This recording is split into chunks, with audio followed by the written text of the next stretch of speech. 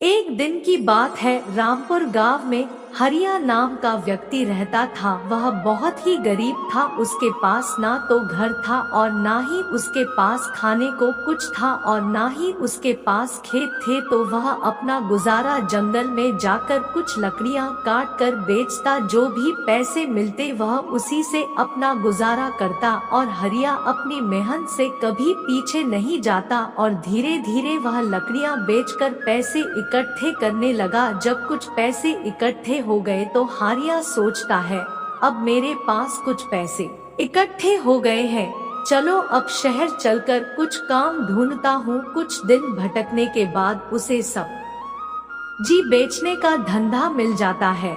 तो हरिया अब मन लगाकर काम करने लगता है। धीरे धीरे हरिया के पास कुछ पैसे आने लगे। अब हरिया और भी मन से कम करने लगा। फिर धीरे धीरे उसके पास काफी सारे लोग आने लगे और उसके पास सब्जी के ऑर्डर भी आने लगे। कुछ दिन बाद धंधा और तेजी से बढ़ने लगा तो उसके अकेले में बहुत परेशानी होती थी। तब हरिया ने सोचा कि एक नौकर रख लिया मैंने। अब हरिया ने बहुत सारे पैसे कमा लिए थे तो हरिया ने सोचा कि बहुत दिन हो गए मुझे यहाँ, चलो अब गांव चलते हैं।